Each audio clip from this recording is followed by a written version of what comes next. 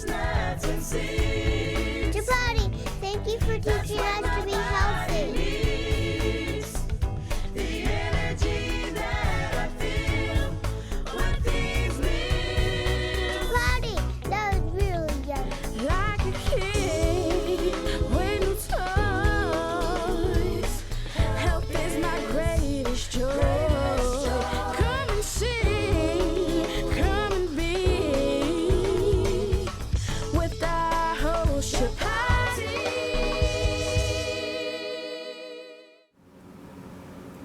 Hello and welcome to Food with Life. I am your host Chapati, and we're here with a very extraordinary guest, Dr. John Bergman, who is the founder of the Bergman Family Chiropractic in Huntington Beach, California. And it's a very unique place to go for healing and chiropractic. And I'm going to ask Dr. John Bergman, it's different than other places I have been. And it's very, very, you don't just include adjusting here and there, but you include food, you include movement, exercise, many, many things. So tell me about your vision for chiropractic as opposed to what might be traditional. The way we run our clinic is more traditional. In fact, what we do, we focus in that the body is self-healing and self-regulating. And there's an innate intelligence inside of the body that expresses itself through environmental stimuli. And this is the neat part. There's 3 factors of stress: physical, chemical, and emotional stress. And if you deal effectively with all 3 of those stressors, you can reverse about 97% of all diseases.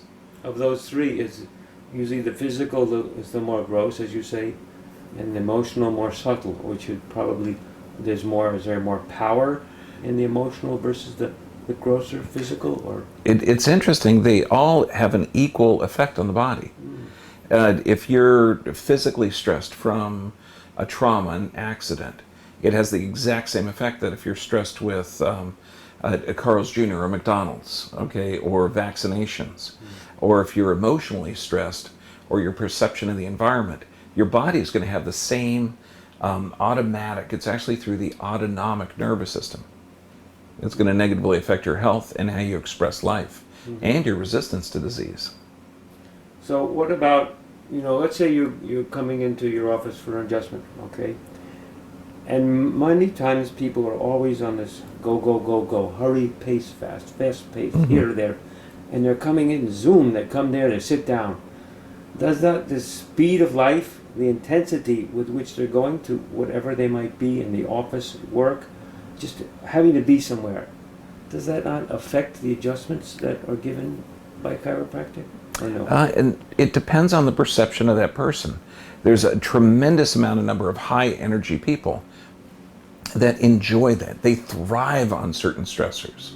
It's when the stressors become overwhelming. And we all have a balance. And we actually live our life through the nervous system. And there's 2 aspects of the automatic or autonomic nervous system. Sympathetic, which means fight or flight, and parasympathetic, which is the rest, digest, and repair mode. As long as those systems are balanced, where you can have that incredibly aggressive, high-focused lifestyle, you get up and you run like crazy. If you balance that through periods of rest, then you do have a balanced life and you're going to thrive in this world. An imbalanced nervous system or an imbalanced perception of the environment, because it's not really what's happening, it's your perception that radically alters your expression of immune system responses and how your body deals with life, the physical, chemical, and emotional stressors. So let's deal with the emotional more. People many times go through a lot of ups and downs, happiness, joy, depression, anxiety, and so forth. Tell us how chiropractic deals with, let's say, depression. Oh, fantastic. If you look at it through, let's call them stress hormones and feel-good hormones, because emotions are actually chemicals secreted by the brain and your body responds on a cellular basis. So if you're perceiving, like let's say you see a cute little puppy on the ground and you think, oh my God, how cute. your brain is going to be secreting dopamine, serotonin. You're going to be have experienced joy.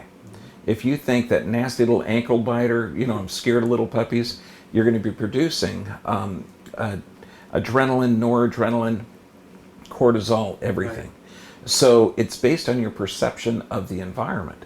And then you can actually change that, but there's also a physical representation. Let's say there's a trauma that throws the head forward. That's going to alter dopamine production, which is produced in the brain. Mm-hmm. Let's say that they've had vaccinations or antibiotics, all of which can cause a leaky gut, and that's going to reduce serotonin production. So the physical will absolutely affect the neurologic and the hormone production, which is going to affect dopamine, serotonin, and the perception of depression or anxiety.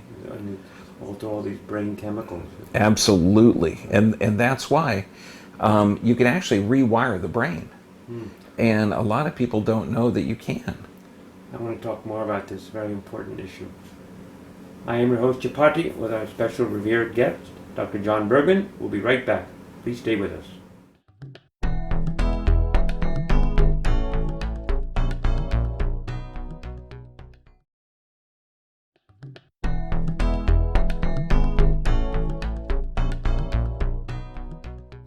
Hello and welcome back to Food with Life. I am your host, Chapati, with our special guest, Dr. John Bergman, extraordinary chiropractor, and more. So we were talking a bit about rewiring the brain, mm-hmm. and neurotransmitters and all these things which are our basis of what we are. So tell us a bit about the brain, etc. Well, it's interesting. The way the brain is wired is through your perception of the environment. And some people have mastered their chemical assault despite the outer circumstances. Like you've heard of people with money, wealth, power, beauty, everything, then they commit suicide. Right. And what they've done is they've mastered the chemistry or the emotions that their brain can secrete despite the outer circumstances of reality. Mm-hmm. And the opposite is true as well. People with horrible circumstances can actually have their brain rewired because emotions are chemicals secreted by how the brain perceives the environment. And there's an exercise to have the brain rewired. And it doesn't require positive thought. Right. It doesn't require anything other than doing it. And it's similar to neurolinguistic programming, but it involves body posture, intonation, volume, and breathing. Mm-hmm. And you read from a list of words that you can create yourself. And it's like, let's say if someone has chronically ill, mm-hmm. they would change that. And this is 100% of the people with chronic illness that come into our clinic. You have to deal with the three stressors: physical, chemical, and emotional. If someone has had, say, fibromyalgia for decades, or Crohn's disease, or ulcerative colitis, or depression and anxiety, all of these chronic fatigue, the illnesses that are devastating to your life, every time you get up, your brain is anticipating that day is going to be just like the day before. So it boom, switches into that new mode, the older mode of performance. Exactly. What about meditation? Different types of meditation? Well, prayer and meditation are going to be vital, right. But that's not going to rewire. That's going to stimulate the parasympathetic nervous system. The 4 aspects to change your emotional state to rewire the brain involves body posture, intonation, volume, and breathing. And that's essential because if your head is forward and down, that's literally pulling on the brainstem, and that's going to alter dopamine production. It's also going to round over the shoulders and cause a limited amount of oxygen that can get in. So appropriate body posture, chin up, chest out, volume and breathing, and reading through a list. Now there's a code. It's actually called the Moses Code, the I Am. It has very powerful imprinting message on how to wire and get that brain to fire correctly. Because literally neurons that are wired together fire together. And if you can have consistent firing in the neurons in your brain, then you have a consistent emotional state. It's amazing exercise. I was going to say something. It's extremely interesting. I know most about breathing. Mm-hmm. know, and I've been working with people where it very much alters the brain chemistry and meditation and so on. And breathing in certain techniques can immediately get your energy rising higher up into the higher stem brain cells, etc. So can you comment on something about the breathing? Absolutely. You figure that little brain weighs about 3 pounds and it burns 20% of the body's oxygen. Right. And that deep breathing also stimulates the parasympathetic nervous system. Plus, you have a whole fluid in your system called lymphs, and that doesn't move unless, like blood has a pump, the heart, Right. but lymph doesn't move throughout the body unless you're breathing and moving. Right. And that's why in appropriate meditation positions, what position are they in? Straight back, chin up, relaxed. Right. So the natural curves of the spine are there, and that's going to put the spinal cord under the least stress. I know with the breathing, as exactly what you're saying, the breathing begins the program of the energy flowing from the base of the spine higher up.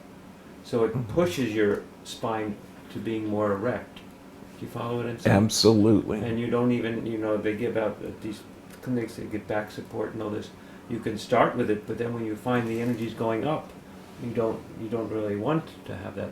You don't need that back support. Yeah, absolutely. Okay. The thing I wanted to ask you was a bit about when we come into the clinic. Lots of times we go in because of different pains we have, whether it's in the upper part of the body or the lower part of the body, maybe joints or something which is uncomfortable, or maybe we're sitting at work for 6-8 hours and we don't move. So I want to discuss that with you in a minute. We'll take a break about, prolonged sitting at a workstation. Maybe you can dwell your wisdom on that. Excellent. Okay. I am your host, Chapati, with our special guest, Dr. John Bergman. We'll be right back.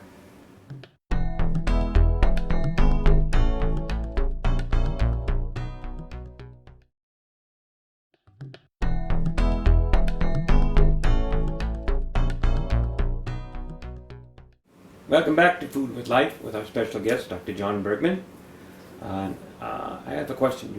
We were talking about something that many people are locked into. When they go to work, they sit in a room on a chair, they don't move much, and for 6-8 hours, and what about that effect on the body? Sitting at the workstation for many, many hours. What can we do about that, or what's the effect for? Well, it's interesting. For productivity, it's not very efficient. And in fact, there was a great study out of Harvard that if you got up and moved every 50 minutes, just for 5 to 10 minutes, that stimulates brain function, lymph flow, and actually increases productivity. So movement is the key. And it's also the key for brain function. And sitting is, I've heard comments where sitting is the new smoking. But it's you need movement to get brain stimulation and for the body functioning. Get the blood flowing up to the head. Absolutely. Right. I know many times there's yoga positions, you move all around and you go upside down and everything, and it really gets the blood circulating. Absolutely. What about, let's say we get into these situations and we're not aware, and we get sometimes some extreme pain. Something is bothering us and we don't know what to do. What would you suggest? It's so interesting because in society today, it's a hedonistic medical system. It doesn't matter the lifestyle you choose or what trauma's been in the past. We can give you a medication to cover it up. And typically, if someone has had a trauma, and this is going to be a physical, chemical, or emotional trauma, that's going to initiate pain. Now, you only have 10% of your body's awareness goes to your brain. So that means in order to be aware of a problem, 90% of the nerve has to be affected. And your brain communicates through your body, through the nervous system. So when you have someone in chronic pain, if they're taking a pain reliever, that's going to be challenging. The most common are going to be they're called non-steroidal anti-inflammatory drugs, like Motrin, Advil, Aleve. And those inhibit proteoglycan production. It's the building block of cartilage. So that's insane. You take a drug for a musculoskeletal injury, and it's going to destroy your cartilage.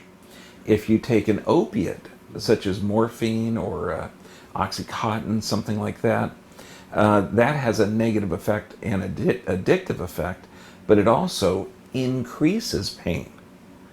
So let's talk about something in the health food industry, something that would help get rid of inflammation, um, stimulate circulation, a whole bunch of things. I know I've read a bit about hemp seed oil, or something to stimulate omega-3s, omega-6. What's your thoughts here about something like this? Again, if you go back to respecting the body, you're not going to treat anything allopathically. And that's a big challenge. Like if somebody has local inflammation, that's a healing process. So we would like to increase healing. That's how we reverse arthritis. We actually increase the inflammation process at the level of the discs or the level of the joints or the knees to regenerate cartilage. Systemic inflammation is toxic. So to take a chemical for adrenal fatigue or an herb or something for a low-functioning thyroid or something for an organ system, it disrespects the body as the body is intelligently responding to the environment. And so it's better to look at what's going on, what's the underlying cause. So what about what I was getting at, things that you might see holistic remedies for something like this? Number one, find the cause. Find the cause because the body exhibits symptoms for a reason. Now, let's say, for example, most people coming into our office today are diagnosed with low-functioning thyroid. Now, I could say in a holistic manner, well, we should give them Lugos iodine or seaweed or iodine-rich foods. However, thyroid is intimately connected to the adrenal glands. And if there's a systemic inflammatory response, the adrenal glands will be high and the thyroid's low. So you can positively affect the thyroid by giving Lugos iodine or, the holistic natural approaches. However, you're discounting where the problem is. It could be from chronic adrenal fatigue. It could be from a local or systemic inflammatory response causing the adrenals to produce more cortisol. And then it's like giving an herb or something for adrenal fatigue. What do the adrenals do? Well, they make every glucocorticosteroid, mineralocorticosteroid, sex hormone, and they use this out of cholesterol. And the cholesterol is built in the liver from the blood. So if you have unhealthy blood, that's going to be poor cholesterol production, poor hormone production. So ultimately, if the true healthcare practitioners look at the body's response as intelligent, and there can't be like an organ-specific disease.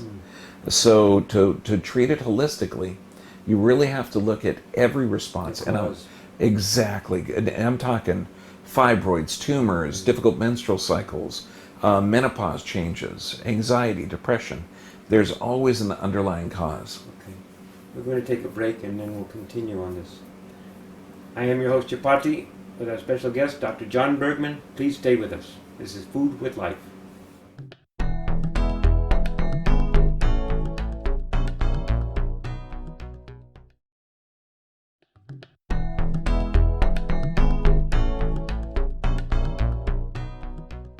Hello and welcome back to Food with Life. I am your host, Chapati, with our special guest, Dr. John Bergman.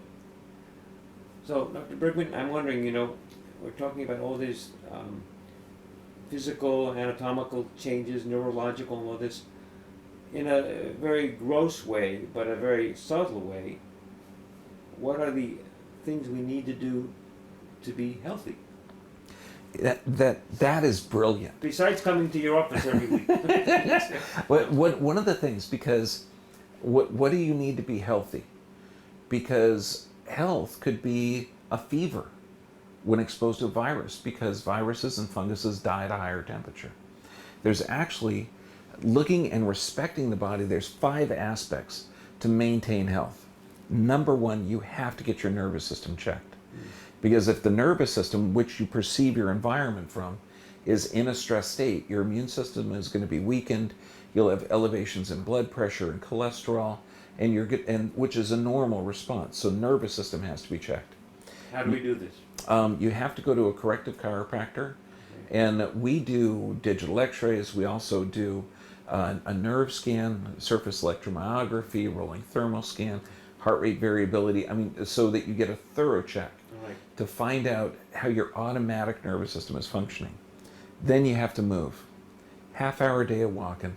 And I've got some patients that are paraplegic, some people that are quadriplegic, and we have them doing exercises. I mean, if they can't move their body, a friend member will move it, because movement stimulates lymph flow and stimulates brain function. Then food. And blood flow. And blood flow, oh my God, sensory input, it's incredible. Movement is a nutrient. And then what you put in your body, if man makes it, you don't eat it. Okay, and you've got to have healthy nutrition. The next one is deep sleep every night. And so many people have a sleep problem where they're sleeping inefficient. They think they need 10 hours of sleep or 8 hours of sleep. No, if you go to bed, your head hits the pillow, you don't wake up all night, you wake up in the morning refreshed, that's a master sleeper. And the fifth one is prayer and meditation. You have to have that time. You can have a high intensity, super stressed lifestyle. But if you have prayer and meditation throughout the day, you're going to be balancing that autonomic nervous system, so you will be a tiger, okay? Yeah, that's what brings you back to centering yourself. Absolutely. Meditation. I think many times people lose track of this. Either they don't meditate or they don't, whatever it is, they're all over the place, blah, blah, blah, blah, blah, blah, this way, that way. And they're hyperactive and they're on the go, go, go, but they forget about this themselves or their heart, however. And that to me is the essence of what we're doing, Mm-hmm. And it's just as important. Absolutely. I think it's more important, because that gives rise to your happiness. Yep. If you don't have happiness and joy, then, it's questionable, Yeah. So tell me a bit about, you said about nutrition. That's what stimulated my interest most. Being healthy as far as getting your nutrients. Tell us a bit about your wisdom here. When you look at the oldest cultures, there's a brilliant book called The Blue Zones. There's some consistencies with people in areas where they're living over 100 healthy. Plant-based diet. If they eat animal products, it's no more than once a week to once a month. Healthy, organic, and seasonal. Now, question. I know some people need to eat more animal foods. Their body seems to be more accustomed to this for many, many 20, 30, 40 years. And suddenly you put them on a plant-based diet, it's kind of a shock. I've been a vegetarian for almost 45 years, so I'm for that. But my wife needs to eat meat sometimes, a few times, more than once a week. So I'm just wondering how you can adjust that for some people. The getting over and understanding, because they'll say they need protein.